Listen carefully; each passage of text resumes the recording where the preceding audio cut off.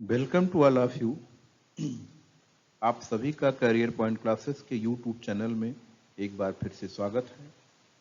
मैं सुग्रीव यादव हिंदी का एक महत्वपूर्ण टॉपिक हिंदी एक संक्षिप्त परिचय आप लोगों के लिए लेके आया हूं। इस टॉपिक के सभी प्रकार के प्रश्नों को निकालने का प्रयास किया गया है। ये सभी प्रश्न सभी प्रकार के एक दिवसीय प्रतियोगी परीक्षाओं जैसे UP TET, C TET, S TET, police भर्ती बोर्ड की सभी परीक्षाओं, यूपी ट्रिपल एससी की सभी परीक्षाओं, बीएड प्रवेश परीक्षा व अन्य प्रवेश परीक्षाओं के लिए अत्यंत महत्वपूर्ण है। चलिए शुरू करते हैं। भाषा संस्कृत के किस धातु से बनी है? भाषा संस्कृत के किस धातु से बनी है? चार विकल्प आपके सामने हैं। भास, भाक, भाष, भास। अगर इसमें देखा जाए भाषा संस्कृत के किस धातु से बनी है, इसमें ए विकल्प सही है। ए विकल्प पहला वाला विकल्प सही है। भाषा संस्कृत के भास धातु से बनी है। भाक, भाष्य और भास इसके लिए सही विकल्प नहीं है। चलिए बहुत अच्छी बात। अगला क्वेश्चन हम लोग देखते हैं। Question number 2। बोले जाने के आधार पर हिंदी विश्व में किस क्रम की भाषा? कह रहा है हिंदी विश्व में किस क्रम की भाषा, किस नंबर पर आती है? विकल्प है पहले नंबर पर, दूसरे नंबर पर, तीसरे नंबर पर, चौथे नंबर पर। इसका सही विकल्प तीसरे नंबर होगा। तीसरा होगा बोले जाने के आधार पर हिंदी विश्व में तीसरे नंबर की भाषा है। पहले नंबर पर, प्रथम नंबर पर है मंदारिन। मंदारिन मंदारिन भाषा, इसे चीनी भाषा भी कहते हैं। इसे चीनी भाषा भी कहा जाता है। सेकंड नंबर पर है अंग्रेजी। अंग्रेजी और तीसरे नंबर पर है, थर्ड नंबर पर है हमारी हिंदी। तो इस प्रकार से इसका सही विकल्प हुआ हिंदी, तीसरा। नेक्स्ट क्वेश्चन देखते हैं। अगला क्वेश्चन, भाषा के कितने स्वरूप होते हैं? आप लोग विकल्पों को देखिए। क्वेश्चन नंबर 4 को,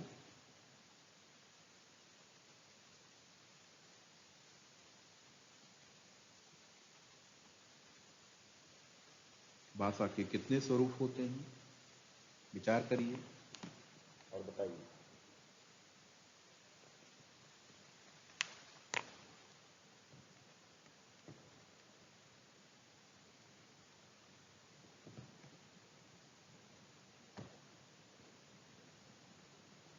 ठीक, भाषा के कितने स्वरूप होते हैं? 2, 3, 4 या 5? तो भाषा के 3 स्वरूप होते हैं। भाषा के, जैसा आप जानते हैं, भाषा के 3 स्वरूप होते हैं। कौन कौन से स्वरूप होते हैं? देखिए, पहला स्वरूप होता है इसका सांकेतिक। सांकेतिक स्वरूप होता है जब हम अपने विचारों को संकेत या इशारों से व्यक्त करते हैं। दूसरा स्वरूप होता है मौखिक, जब हम मुंह से बोल करके अपने विचारों को व्यक्त करते हैं। और तीसरा स्वरूप होता है लिखित, जब लिख करके हम अपने मन के विचारों को व्यक्त करते हैं तो वो लिखित स्वरूप होता है। इस तरीके से भाषा के कितने स्वरूप होते हैं? भाषा के कुल 3 स्वरूप होते हैं। इसका बी विकल्प सही हुआ। नेक्स्ट क्वेश्चन, भास का शाब्दिक अर्थ क्या होता है? अभी पहला क्वेश्चन था कि भाषा किस धातु से बना है, तो भाषा भास धातु से बना है। अब उसी भास का शाब्दिक अर्थ पूछा जा रहा है कि भास का शाब्दिक अर्थ क्या होता है। तो भास का शाब्दिक अर्थ होता है, इसका पहला विकल्प व्यक्त करना या प्रकट करना। भास का शाब्दिक अर्थ दिखाना, पढ़ना या लिखना, इनमें से कोई नहीं होता।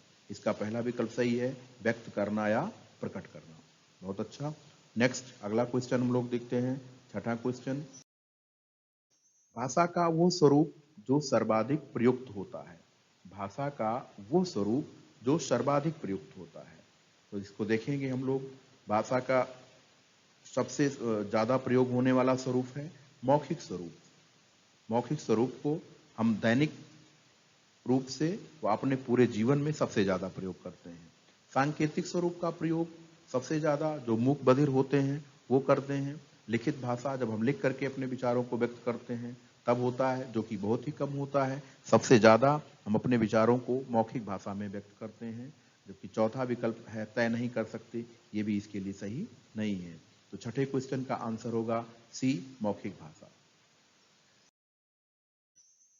अगला क्वेश्चन है, भाषा का सबसे अस्थाई स्वरूप कौन सा है? भाषा का सबसे अस्थाई स्वरूप मतलब अगर हमारे विचार हों, हम वो कौन से स्वरूप में व्यक्त करें जो हमेशा वो बने रहें, तो वो स्वरूप होगा, उस विकल्प दिए गए हैं, लिखित भाषा, सांकेतिक भाषा, मौखिक भाषा, पठित भाषा। इसका सबसे सही विकल्प है लिखित भाषा।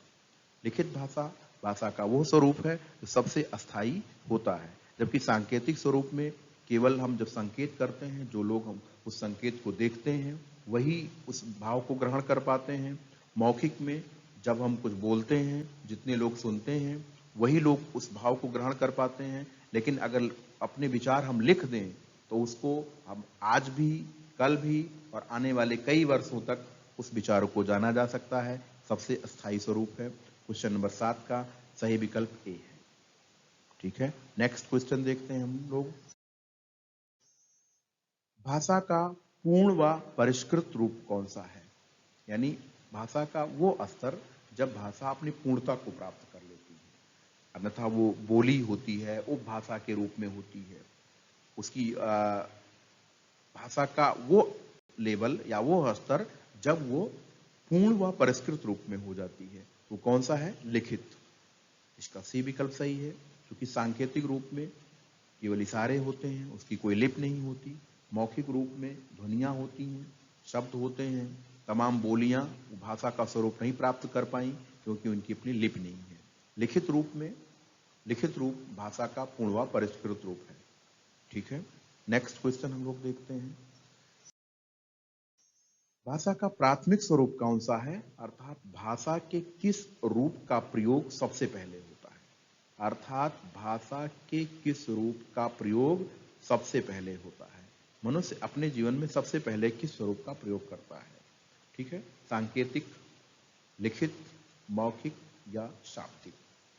इन चारों विकल्पों पर विचार करना है और बताना है कि भाषा का वो स्वरूप जिसे मनुष्य अपने जीवन में सबसे पहले प्रयोग करता है या प्राथमिक स्वरूप है, वो स्वरूप है सांकेतिक। ए विकल्प। क्वेश्चन नंबर 9 का ए विकल्प सही है। लिखित स्वरूप नहीं है, बच्चा कुछ भी पढ़ना लिखना नहीं जानता, बहुत छोटा होता है। मौखिक स्वरूप भी वो नहीं जानता, वो शब्दों को नहीं, शब्दों का भाव नहीं जानता, बल्कि वो संकेतों को ही सबसे पहले भाव के रूप में ग्रहण करता है। इसलिए भाषा का प्राथमिक स्वरूप सांकेतिक स्वरूप होगा। ओके, नेक्स्ट क्वेश्चन हम लोग देखते हैं। हिंदी किस भाषा का शब्द है? द वर्ड हिंदी किस भाषा का शब्द है? क्या यह हिंदी भाषा का है, अरबी भाषा का है, फारसी भाषा का है या संस्कृत भाषा का है? इंपॉर्टेंट क्वेश्चन है। हिंदी किस भाषा का शब्द है? इसका सही विकल्प है सी। इसका सही विकल्प है सी, फारसी भाषा का शब्द है। हिंदी शब्द ना तो हिंदी भाषा का है, ना ही संस्कृत भाषा का है, ना ही अरबी भाषा का है, ये फारसी भाषा का है। सबसे पहले फारसी के कवि औफी ने हिंदी शब्द का प्रयोग किया और हिंदी का शाब्दिक अर्थ होता है हिंदुस्तान के लोगों द्वारा बोली जाने वाली भाषा, हिंदुओं की भाषा। ठीक है, अब इस तरीके से ये हिंदी शब्द फारसी भाषा का शब्द है। नेक्स्ट का अगला क्वेश्चन हम लोग देखते हैं। हिंदी शब्द का सर्वप्रथम प्रयोग किस व्यक्ति ने किया? हिंदी शब्द का सर्वप्रथम प्रयोग किस व्यक्ति ने किया? अभी इसी बात को मैं बता रहा था। इसको सबसे पहले औफी ने, सी विकल्प, औफी ने किया। औफी कौन थे? औफी फारसी के एक कवि थे जिन्होंने हिंदी शब्द का प्रयोग किया और उन्होंने हिंदी शब्द का प्रयोग हिंदवी के रूप में किया था। सबसे पहले हिंदवी, हिंदवी के रूप में किया था। ठीक है, तो हिंदी शब्द का सर्वप्रथम प्रयोग किस व्यक्ति ने किया? औफी ने किया। ये कौन थे? फारसी के कवि थे, फारसी के कवि थे।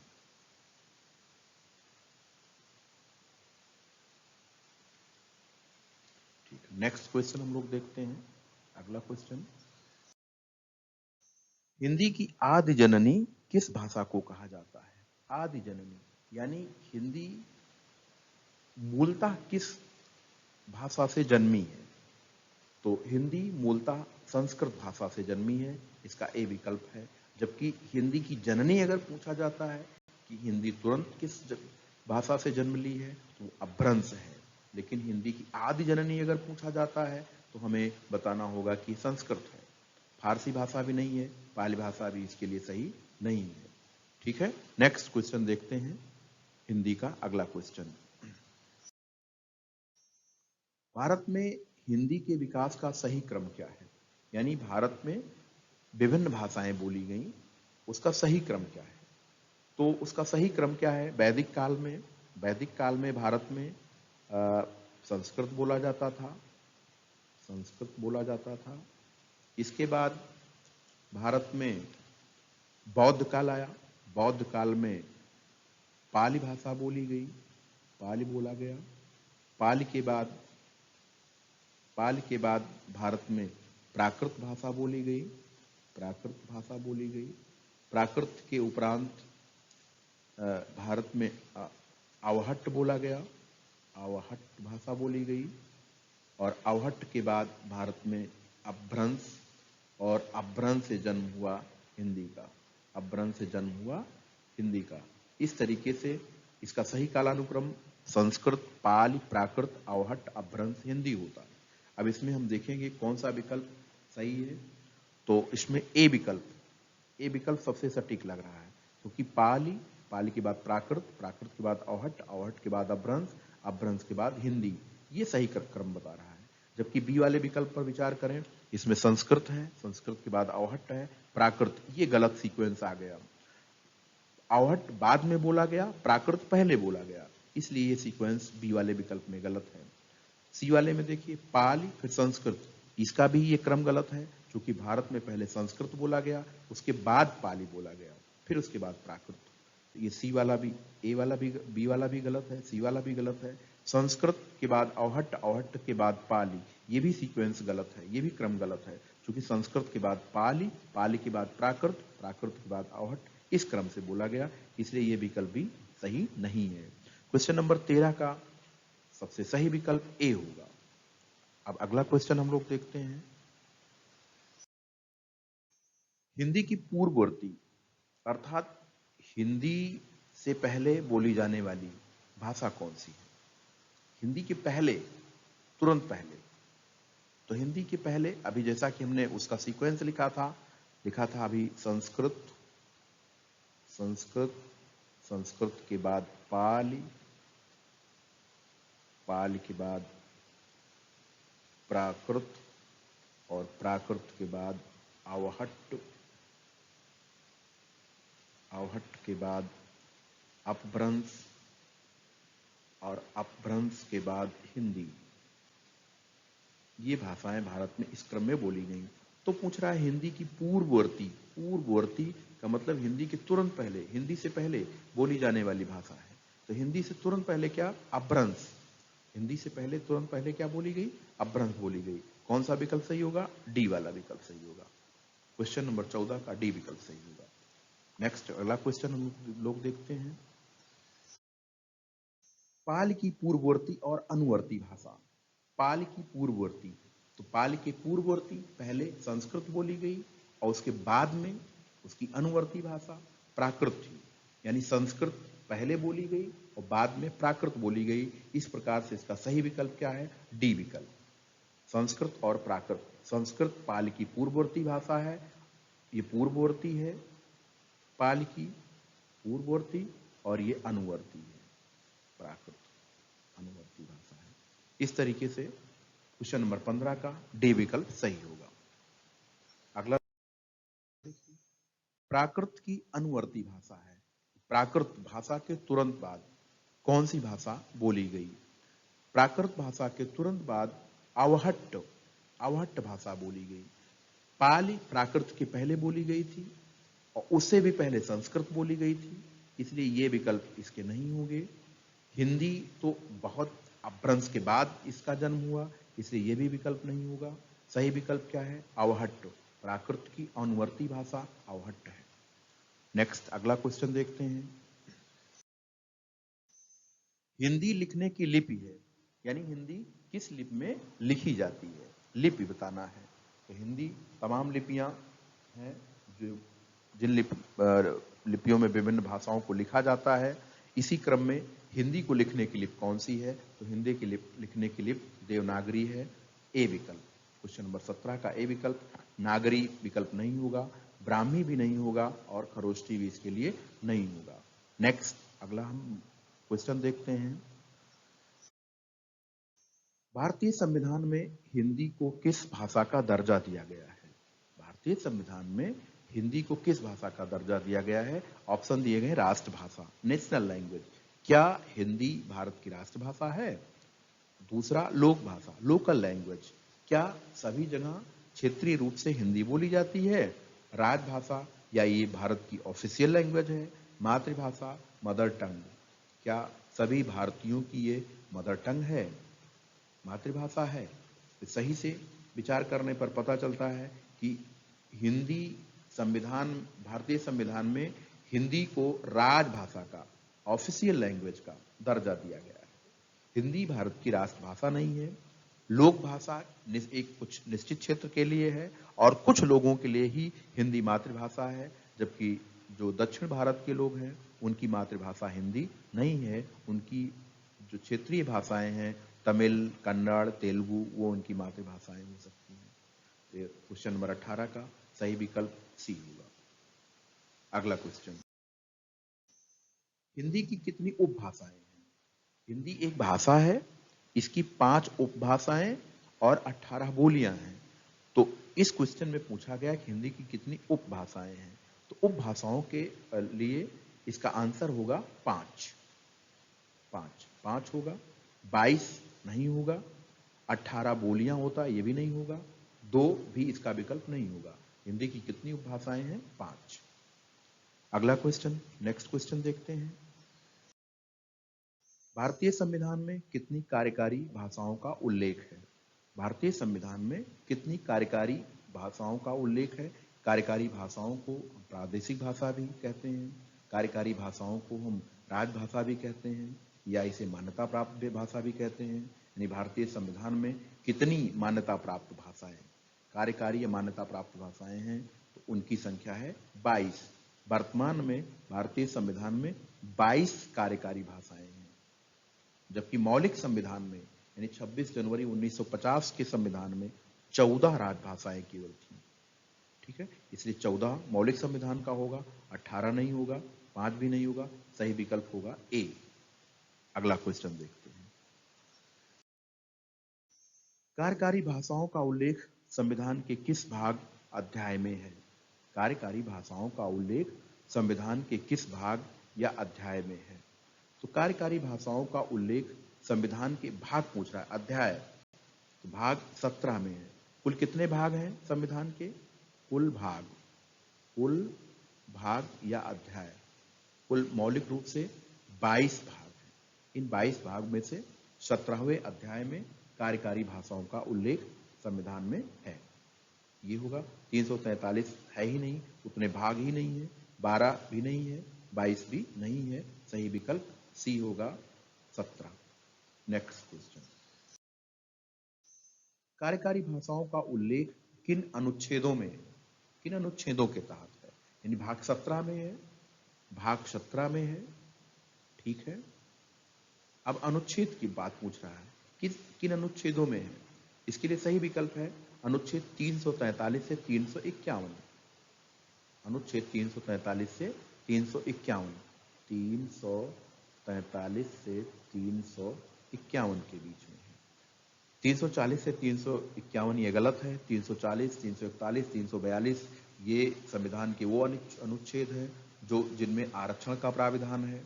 341 से 353 भी सही नहीं है, क्योंकि 352 जैसे 51 से एक अनुच्छेद हम आगे बढ़ते हैं, वो राष्ट्रीय आपातकाल का अनुच्छेद है, इसलिए कोई भी विकल्प इसमें सही नहीं है, ए विकल्प सही है। अगला क्वेश्चन देखते हैं। मौलिक संविधान अर्थात 26 जनवरी 1950 में प्रादेशिक भाषाओं की संख्या कितनी थी? मौलिक संविधान अर्थात 26 जनवरी 1950 वाले संविधान में प्रादेशिक भाषाओं की संख्या कितनी थी? आज जो प्रादेशिक भाषाओं की संख्या 22 है, वो मौलिक संविधान में अर्थात जब संविधान लिख करके लागू हुआ तो उस समय कितनी थी? उस समय भारतीय संविधान में 14 कार्यकारी या प्रादेशिक भाषाओं का उल्लेख था। 8 प्रादेशिक भाषाओं को बाद में जोड़ा गया, तो 14 और 8 तब वर्तमान में 22 हो गया है। तो 3 संविधान संशोधनों से उनको जोड़ा गया है, 21वां, 71वां और 92वां। 21वां संविधान संशोधन, 21वां संविधान संशोधन, 71वां संविधान संशोधन और 92वां संविधान संशोधन। इन संविधान संशोधनों से प्रादेशिक भाषाओं की संख्या को जोड़ा गया और इस तरीके से उनकी संख्या वर्तमान में 22 हो गई है, लेकिन मौलिक संविधान में उनकी संख्या 14 थी। डी विकल्प होगा। अगला क्वेश्चन देखिए, उत्तर प्रदेश की राजकीय राजभाषाएं हैं। जिस तरीके से केंद्र सरकार अर्थात भारत सरकार की 22 कार्यकारी भाषाएं हैं, 22 ऑफिशियल लैंग्वेजेस हैं, वैसे ही उत्तर प्रदेश की राजकीय राजभाषाएं, स्टेट ऑफिशियल लैंग्वेज, इसको अंग्रेजी में कहा जाता है स्टेट ऑफिशियल लैंग्वेज। तो उत्तर प्रदेश की राजकीय राजभाषा, उत्तर प्रदेश की राजकीय राजभाषाएं 2 हैं, ये तो कंफर्म है 2 हैं, लेकिन वो 2 कौन कौन सी हैं? वो 2 हैं हिंदी और उर्दू।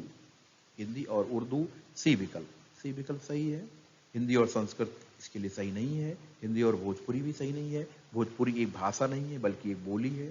हिंदी और अंग्रेजी भी इसके लिए भी सही नहीं है। सही विकल्प है हिंदी और उर्दू। अगला क्वेश्चन देखते हैं। उत्तर प्रदेश की द्वितीय राजकीय राजभाषा कौन सी है? यानी पहली राजकीय भाषा, प्रथम राजभाषा, प्रथम राजभाषा तो हिंदी है। द्वितीय कौन है? द्वितीय, द्वितीय वाली कौन है, ये हमें बताना है। द्वितीय, द्वितीय कौन है? तो द्वितीय राजकीय राजभाषा उर्दू है। उत्तर प्रदेश की द्वितीय राजकीय राजभाषा उर्दू है, जो सन 1989 में द्वितीय राजकीय राजभाषा के रूप में स्वीकार की गई। ठीक है, तो क्वेश्चन नंबर 25 का विकल्प बी होगा। नेक्स्ट, अगला क्वेश्चन देखते हैं। हिंदी की कितनी बोलियां हैं? अभी इस बात पर विचार हो रहा था कि हिंदी की 5 उपभाषाएं हैं और 18 बोलियां हैं, तो 5 विकल्प नहीं होगा क्योंकि ये उपभाषाओं से संबंधित है। 22 संख्या तो कहां से आती है? भारतीय संविधान में कार्यकारी भाषाओं की संख्या है वो 18, ये सही है, बी विकल्प। हिंदी की कितनी बोलियां हैं? 18 बोलियां हैं। अगला क्वेश्चन देखते हैं इसी क्रम में। अयोध्या, बाराबंकी, सुल्तानपुर में बोली जाने वाली बोली कौन सी है? यानी अयोध्या, बाराबंकी, सुल्तानपुर, इन जिलों में कौन सी बोली बोली जाती है? तो विकल्प है अवधी, भोजपुरी, खड़ी बोली, ब्रजभाषा। कौन सी बोली क्षेत्र में ये जिले आते हैं? तो ये जिले अवधी बोली क्षेत्र में आते हैं, ए विकल्प। भोजपुरी में नहीं आते। खड़ी बोली ये दिल्ली और आसपास बोली जाती है। ब्रजभाषा पश्चिमी उत्तर प्रदेश में बोली जाती है और भोजपुरी पूर्वी उत्तर प्रदेश और पश्चिमी बिहार में बोली जाती है। इसलिए इस क्वेश्चन के लिए सही विकल्प होगा ए, अवधी। ठीक है, नेक्स्ट अगला क्वेश्चन देखते हैं हम लोग। हिंदी की मानक बोली कौन सी है? जैसा कि हम जानते हैं कि हिंदी की बोलियां 18 हैं। 18, अवधी, भोजपुरी, मगही, कन्नौजी, सारी बोलियां हिंदी के अंतर्गत बोली जाती हैं। अगर कोई भोजपुरी बोल रहा है, हिंदी बोल रहा है, कोई खड़ी बोली बोल रहा है वो भी हिंदी बोल रहा है, अवधी बोल रहा है वो भी हिंदी बोल रहा है, लेकिन हिंदी को कौन सी मानक बोली में बोले जाने की अपेक्षा की जाती है? यानी उन 18 बोलियों में किस बोली में हिंदी को बोले जाने की अपेक्षा है, वो मानक बोली कौन सी बनाई गई है? तो मानक बोली है खड़ी बोली। यानी आप कहीं भी हो, आप हिंदी की खड़ी बोली को बोलने का प्रयास करें, वो उसकी मानक बोली है। ठीक है, भोजपुरी और बिहारी और अवधी इसकी मानक बोलियों में से नहीं है। नेक्स्ट क्वेश्चन, सर्वाधिक बोली जाने वाली बोली कौन सी है? जो 18 बोलियां हैं हिंदी की, उनमें से सबसे ज्यादा कौन सी बोली बोली जाती है? उनमें से सबसे ज्यादा खड़ी बोली बोली जाती है, उनमें सबसे ज्यादा खड़ी बोली बोली जाती है।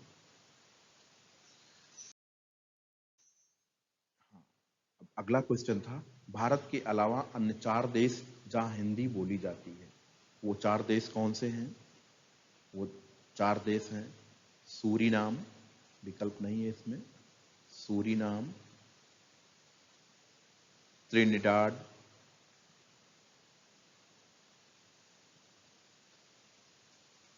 टोबैगो,